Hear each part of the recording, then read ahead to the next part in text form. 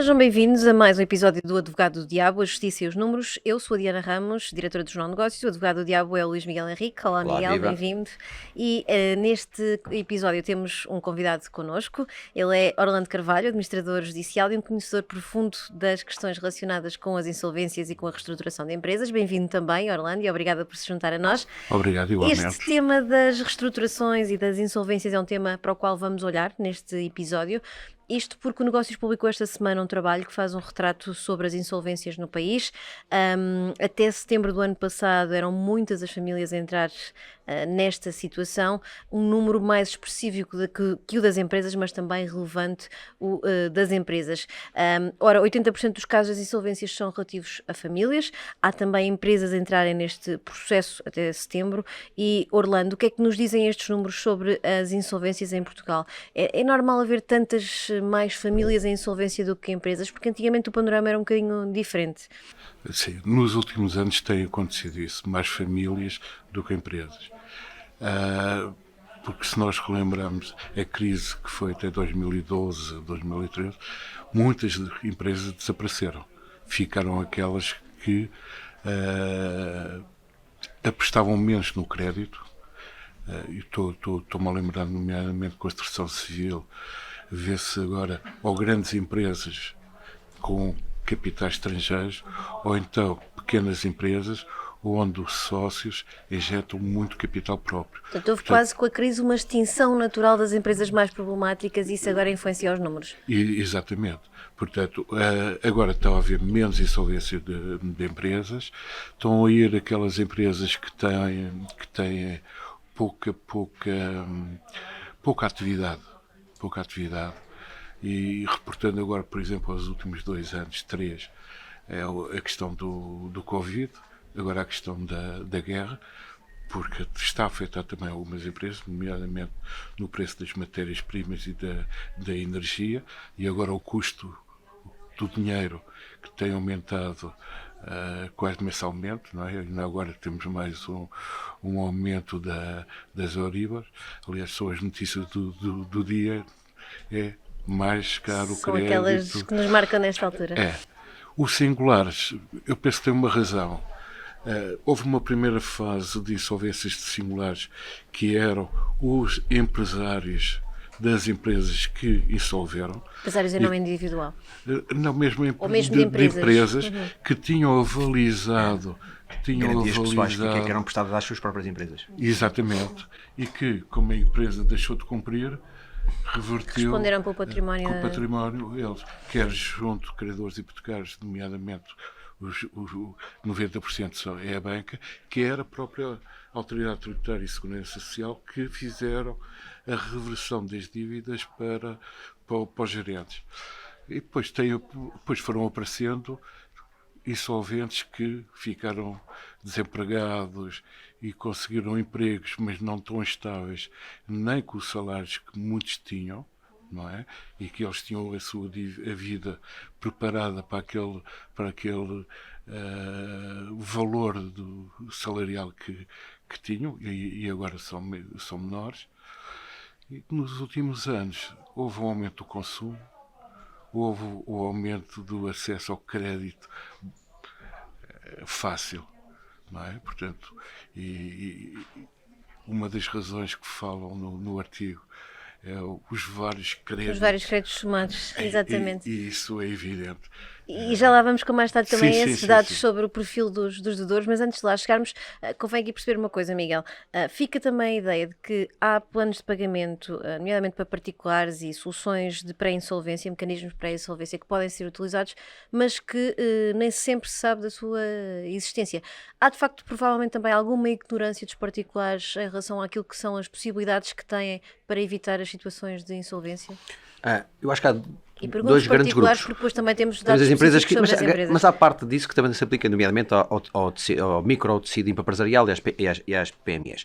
Mas eu, se calhar, da minha experiência profissional, eu resido isto em 2 grandes áreas. Uma tem a ver com o estigma cultural, Portanto, ainda tens um estigma cultural muito assente e a pessoa resiste até ao ponto em que já não tem reversão, e não é no momento preventivo. E se fosse uma doença, já chegas com o cancro, digamos, no último momento e já não há nada, já não pode ser operado, já nenhuma quimioterapia funciona, já nenhuma terapia funciona.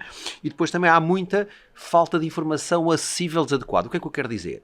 A informação que chega, seja das autoridades, Banco de Portugal, etc., chegam por plataformas e por meios e por discurso para as pessoas que não necessitam dela.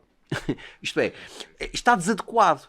O nível de informação que chega não chega a quem precisa dela. Quem precisa é quem a recebe. Então, exatamente. O que significa que a forma, e às vezes não é só como tu falas, é como tu falas e as plataformas onde chegam. Então, essa capacidade, e esta segunda influencia a primeira. Se tu não consegues comunicar bem para quem precisa, o estigma cultural não desaparece. E uma coisa alimenta a outra, e estes, sinceramente, são as duas grandes... Podemos ir de forma mais microscópica a algumas outras questões, mas estas são as duas questões que eu, historicamente, identifico na última década e meia em relação a este tema. Se me permite, Miguel, o facto do PERA, Processo Especial de Revitalização, e o PEAP, Processo Especial de Acordo de Pagamento para os Singulares, estarem dentro de um código que se chama Código da Insolvência e Recuperação de Empresa, logo aí veio o estigma. Já cria esse estigma.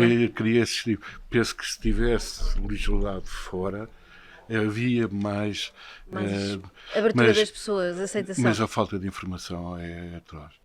Orlando, há pouco de facto falava do perfil das pessoas que entram nesta situação de insolvência, e o trabalho que o Negócios publicou, além de dar o número atual das insolvências, olhava também para um estudo da Nova e do ISCTE que traçava o perfil de quem entrou em insolvência ao longo dos últimos anos. É um estudo até bastante alargado e que vai buscar os dados mais detalhados do Ministério da Justiça. E, grosso modo, encontra ali mulheres, famílias monoparentais, com filhos a cargo, baixos rendimentos, e depois também muitos homens acima de 55 anos, muitos deles, como dizia há pouco, em situação de desemprego de longa duração e com grande dificuldade em cumprir os seus compromissos financeiros, sobretudo após passar por esta situação de desemprego de longa duração. Este é um retrato também daquilo que vê no dia-a-dia nas suas tarefas? Eu acrescentava um outro fator, que é os fiadores. Os fiadores, pais que são os fiadores na compra de casa dos filhos, e que filhos esses que entram numa insolvência, e que a banca vai sobre o fiador para pagar a dívida, né? Muitas vezes o que é que acontece? Os filhos perderam a casa e o fiador também perde a sua casa. Tem que assumir as responsabilidades também. Há aí um grupo também importante nesse sentido. Famílias monoparentais é uma realidade que nós assistimos no dia-a-dia. Se calhar também pelo aumento do número de divórcios que tem havido, portanto, essas separações. A própria alteração da estrutura da família que tem acontecido. Exatamente. E aí, mais as senhoras, porque muitos maridos deixam de pagar, inclusivamente, a pensão de alimentos. Historicamente também têm salários mais baixos. Historicamente têm salários mais baixos. Os maridos deixaram de pagar o subsídio de alimentação dos filhos, portanto, e elas vêem-se ali num aperto que têm que recorrer a isso. Aliado ao facto de obter muito crédito.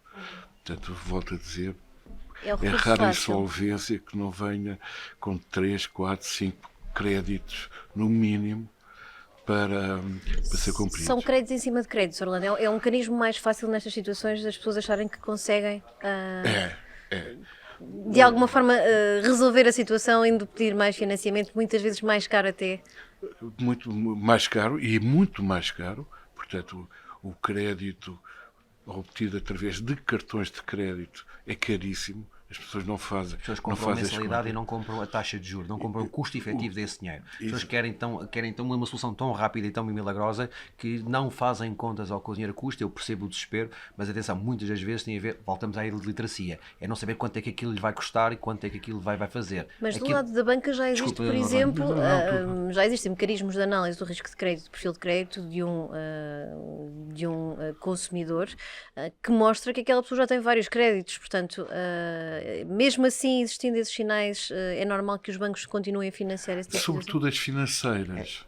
Que é o negócio Sobretudo as deles. E os financeiras, que é o incentivos negócio comerciais são deles. brutais. Estas Não são é? as Porque comissões facilmente incentivos. nós vamos a uma loja e vimos, compro, pago 1 euro por dia, ou pago meio euro, ou pago. A seguir compram um telemóvel, seja o que for, por mais 1 euro por dia. E chegamos ao fim do mês com dezenas O de eletrodoméstico, euros o para bem. Miguel, vamos aqui à questão da inflação e das dificuldades que já estão a ser sentidas. Vai ser mais usual o recurso a este tipo de financiamento rápido também por causa das maiores dificuldades que as famílias estão a sentir? Miguel, vamos aqui à questão da inflação. inflação e das dificuldades que já estão a ser sentidas. Vai ser mais usual o recurso a este tipo de financiamento rápido também por causa das maiores dificuldades que as famílias estão a sentir? Há uma coisa que é óbvia, a inflação e toda a crise que estava a passar, se a pessoa mantiver o mesmo rendimento, os custos vão subir, a margem que fica disponível é menor. Como costuma dizer em bom português, o lençol é curto, ou vai tapar a cabeça ou vai tapar os pés. Se queres tapar as duas coisas, vai rasgar. E o rasgar aqui é o sentido figurado para a insolvência ou pela situação. Deixa-me dizer talvez aquilo que seja mais, e até do lado das empresas, tenho mais experiência sinceramente do tecido empresarial do que nas pessoas, mas não é tão diferente assim, porque a economia de uma casa, uma economia doméstica, é uma economia de uma pequena empresa. E a primeira coisa que tem que ser feita é analisar, tal e qual como se eu desconfio que tenho uma doença, eu tenho que começar a fazer exames, eu tenho que começar a fazer diagnósticos. E esses diagnósticos eu próprio posso fazer, nomeadamente, eu posso saber a avaliação de quais é que são os meus custos efetivos. Há um conjunto de custos escondidos numa economia doméstica, ou há um conjunto de custos escondidos numa pequena e média empresa que eles têm que ser identificados e muitas vezes passam. E quando as contas são feitas, e as contas são feitas de forma mais microscópica, mais analítica, percebe-se claramente que os orçamentos não estão bem construídos. Porque normalmente a receita está excessivamente otimizada, eu acho que vou ganhar dinheiro que não entra, e o custo não está devidamente identificado e potenciado àquilo que deveria estar. Então, a primeira coisa a fazer é uma avaliação muito efetiva da margem de lucro que a pessoa realmente tem ou vai ter, seja uma economia doméstica, seja na empresa. Depois, a partir daqui, é muito importante haver um controle real, não é? Um controle real e atempado, porque se a partir de cada momento, lá está, o gás sobe, a luz sobe, os custos da renda sobem, etc., seja numa economia doméstica, seja no PME, no segundo trimestre, no terceiro trimestre, no quarto trimestre deste ano, as contas que eu fiz em janeiro já não batem certo. Então, isso é necessário. E volto a dizer aqui uma coisa que já disse aqui em tempos, que é, há 20 anos que não sabemos trabalhar em inflação. Há uma geração que não sabe trabalhar em inflação. Provavelmente há mais. Pelo Pelo menos inflação deste nível, há 30. Teres com 2%, a pessoa não sente. Quando taxas de trabalho a 8, 9, 10%, já se sente nas contas, ainda que não seja tudo automaticamente visível. Há um conjunto de empresários, há um conjunto de mães e de pais que não sabem trabalhar com estas taxas de inflação. As contas que as pessoas estão a fazer a 30 de janeiro de 2023 não são iguais àquelas que vão fazer a 31 de agosto, a 30 de outubro e 30 de dezembro. Isso significa potenciar exatamente o que é que vai acontecer lá na frente. Eu não vejo isso a ser feito. Miguel, ia dizer alguma coisa, Orlando, que força. Enquadrando no que o Miguel está a dizer, eu faço projetos de recuperação. Hoje estar a projetar contas a 5 anos ou 4 é um mero exercício de Excel. Já alteraram também esses prazos? Estão a fazer planeamento mais reduzido? Sim, porque está a ser muito, muito difícil. Porque só acredita que eu consigo pagar uma dívida ao fim de 3 anos ou ao fim de 5 anos, quem quiser. Porque eu não sei se amanhã há um novo Covid, se amanhã a guerra se estende.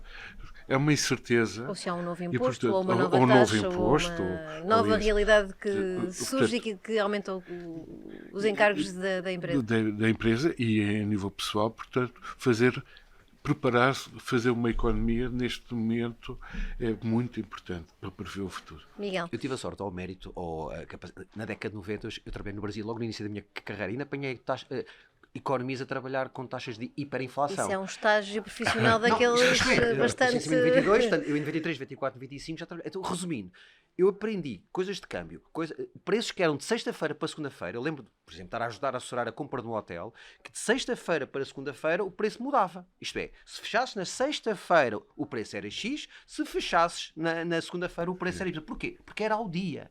E isto é feito, e é engraçado porque para eles, na altura, quando digo deles, os meus colegas no Brasil e quem trabalhava em finanças e economia, era a coisa mais natural do mundo. Mais ainda, importante perceber que quem tem muito dinheiro ganha dinheiro com a inflação. E continua a ser hoje em dia. Quem tem muito dinheiro vai ver oportunidades na inflação. O que significa que quem está mais exposto, quem é mais pequeno, tem que perceber que está do lado mais fraco da corda e tem que se antecipar os problemas e perceber o que é que aí vai. Mas aqui há a questão das empresas, Miguel. O Negócios também analisava as insolvências das empresas e aquele mecanismo que foi anunciado como algo importante para recuperar as empresas, mas que pouco ou nada tem sido usado, e qualquer um de vocês pode aqui acrescentar ideias sobre isto. Falamos do tal regime extrajudicial de recuperação de empresas. Porquê é que ele não funcionou e porquê é que ele não pegou? Sinceramente, o que eu penso, eu próprio frequentei o curso de mediador de recuperação de empresas. O RER é o antigo CIREV, o CIREV era o PEC. Qual é o grande problema? É que não abrange todos os criadores. Mudou-se o nome, mas não mudou muita coisa. Não. Portanto, hoje em dia, nós pedimos uma empresa para ir a RER, basta convidar 30% dos credores, negocia com esses 30%, pode ser uma excelente negociação, mas amanhã um daqueles credores que não aderiram podem estar a pedir insolvência. Portanto, eu penso que é o problema do RER, é esse, é não abranger para recuperar a empresa. Há outros mecanismos, que se calhar o Miguel vai falar. Eu vou falar, o RER tem muito a ver com aquilo que é um conceito, um instituto anglo-saxónico, que nos Estados Unidos funciona lindamente, que é o Chapter 11. Okay? E a partir de determinado momento, as autoridades portuguesas, penso que foi o ministro Pedro Cisa Vieira, percebeu claramente que há ali algo que funciona. Só que o problema é tu pegares num instituto numa determinada cultura. E essa cultura em que todos os stakeholders estão alinhados. Outra coisa é pegares nisso e trazeres para uma cultura completamente distinta. E particularmente aqui eu falo da banca. A banca, é impossível tu passares por um processo desses onde não tens a banca sentada à mesa com poder. E qual é o problema? Voltamos ao mindset, voltamos à cultura. Sempre que tens a banca sentada à mesa, o que é que eles querem? Liquidar, receber o mais depressa possível. Liquidar, receber o mais depressa possível. E porquê? Porque muitas das vezes, estamos a conversar isso lá fora em off, as imparidades já estão constituídas, o custo já lá está e passa por receber mais... O próprio mecanismo judicial não funciona e eles preferem imparizar... Isto é, não há a tentação, não há o incentivo, não há a cultura de tentares recuperar e viabilizar. É exatamente o contrário. O primeiro minuto que alguém senta à mesa é como é que eu saco o meu mais depressa possível e recupero. Não estão a olhar para o lado cheio da garrafa, estão a olhar para o lado mais Mas vazio. também tem a ver com isto, Miguel. Muitas vezes a banca opta por fazer imparidades porque, de facto, os processos na justiça demoram tanto tempo a correr que é mais fácil registrar a perda. E tudo isto está interligado. Quando tu e já falámos tantas vezes aqui sobre isso, quando começámos a resolver conceitos como eficácia e eficiência na justiça são fundamentais para que tudo o resto funcione, porque isso é um elemento desbloqueador de tudo o resto. Eu sento-me enquanto credor hipotecário, como credor bancário à mesa, mas eu sei que se aquilo não funcionar em 1 ano ou 2, ok, eu tenho a situação como plano B resolvida. O problema é quando o meu plano B demora 8, 10, 12 anos, então eu não quero. Eu quero resolver e liquidar o mais depressa possível.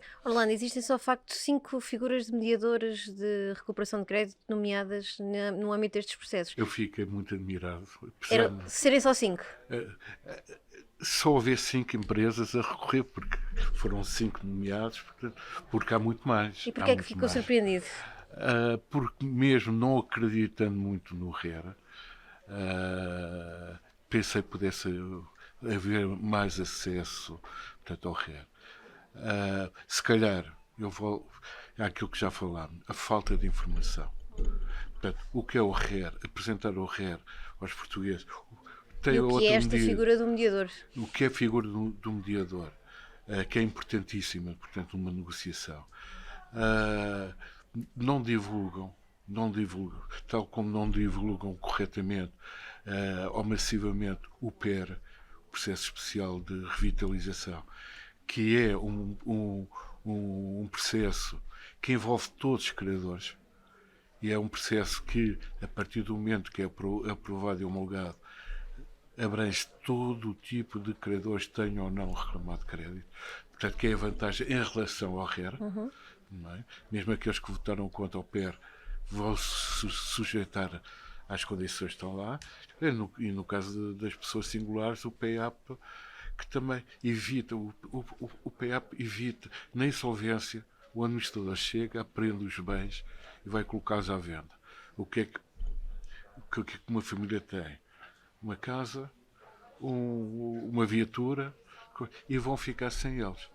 Enquanto um PEAP pode ser negociado, não há alienação de património e pode-se chegar a resultados muito bons. Aliás, o estudo diz que dos que entraram, 59% estão em curso, foram aprovados, e penso que até se pode melhorar Essa taxa. essa taxa. Muito bem, Miguel, para fecharmos. Não, estava a dar um toque que era o seguinte: já falei de vários potenciais culpados, entre aspas, que está, mas há uma parte que também tem a ver com os próprios empresários. Porquê? Muitas das vezes os empresários, porque têm uma contabilidade paralela, não querem ninguém lá dentro. Não querem ninguém lá dentro. E Isto aconteceu com o BES, portanto, o caso mais paradigmático. Isto não querem ninguém lá dentro. E esta é parte do problema. Isto é, quando já aceitam alguém lá dentro, é no limite dos limites. E isto também é, na verdade, aquilo que o nosso tecido empresarial também tem que perceber, que é, não se ponham a jeito em relação a um conjunto de situações, para que depois nada destes institutos e nada destes mecanismos legais funcionam se tu estás na ilegalidade. Se estás à margem da lei, não pode ser que isto funcione. Portanto, há aqui um conjunto de situações que em todos têm uma cota de parte de responsabilidade para contribuírem com o seu padrão de comportamento, alterando para que as coisas possam correr Isto que o Miguel disse é muito importante, porque se nós olharmos para um balanço de uma empresa, ela está-se a financiar a curto prazo para investimentos. Portanto, o que é logo estruturante, porque é mais fácil chegar ao banco, pedir uma conta corrente, uma livrança, portanto, mas não pode ser assim. E aí está, muitos dos empresários, dos pequenos empresários, não quiseram lá consultores, não quiseram um acompanhamento, e só de facto, quando já está a corda a apertar bastante, é que eles pedem ajuda. Muito bem. E também é para divulgar estes mecanismos e tornar a informação mais acessível que programas como este e episódios como estes fazem toda a diferença para quem possa estar de facto a passar por mais dificuldades. Muito obrigada, Orlando Carvalho, por se ter juntado a nós neste episódio do Advogado do Diabo. Muito obrigada, Miguel, por mais esta análise. E muito obrigada também a quem nos acompanhou. Até para a semana em mais um videocast de O Advogado do Diabo, a Justiça e os Números.